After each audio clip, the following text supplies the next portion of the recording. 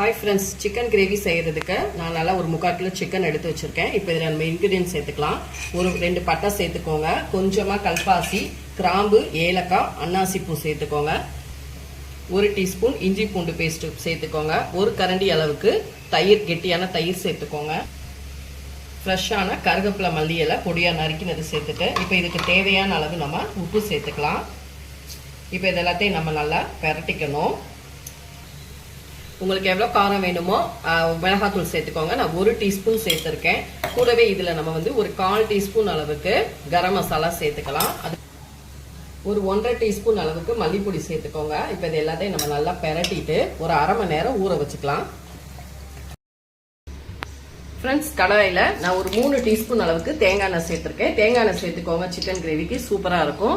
1 teaspoon அளவுக்கு சோம்பு சேர்த்துக்கோங்க. கூடவே நீல வாக்கில் கட் பண்ண பெரிய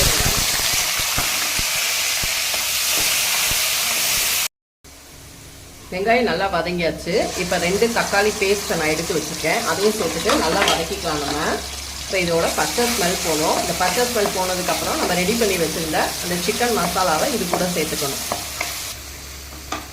ஃப்ரெண்ட்ஸ், இப்போ பாருங்கள், நல்லா வதங்கி எண்ணெயெல்லாம் பிரிஞ்சிருச்சு. இப்போ நம்ம பெரட்டி வச்சுருந்த அந்த சிக்கன் மசாலாவை உள்ளே சேர்த்துட்டு நல்லா வேக வச்சு எடுத்துக்கலாம். இது கூடவே நம்ம வந்து தக்காளி அரைச்சோம் பாருங்க, அந்த தண்ணியை அலசிட்டு இதில் ஊற்றிக்கலாம். இன்னும் கொஞ்சம் தண்ணி சேர்த்துட்டு மூடி போட்டு நம்ம குக் பண்ணி எடுத்துக்கலாம். ஃப்ரெண்ட்ஸ், இப்போ பாருங்கள், நமக்கு சிக்கன் கிரேவி சூப்பராக ரெடி ஆயிடுச்சு. கண்டிப்பாக இந்த ரெசிபியை ட்ரை பண்ணி பாருங்கள். செஞ்சு பார்த்துட்டு என்னோட வீடியோஸை லைக் அண்ட் ஷேர் பண்ணுங்கள். மறக்காமல் கவிதாஸ் கிச்சனுக்கு சப்ஸ்கிரைப் பண்ணிக்கோங்க. நான் ஸ்டவ்வை ஆஃப் பண்ணிட்டேன். அவ்வளோதான் ஃப்ரெண்ட்ஸ், அடுத்த வீடியோவில் உங்களே சந்திக்கிறேன். தேங்க்யூ.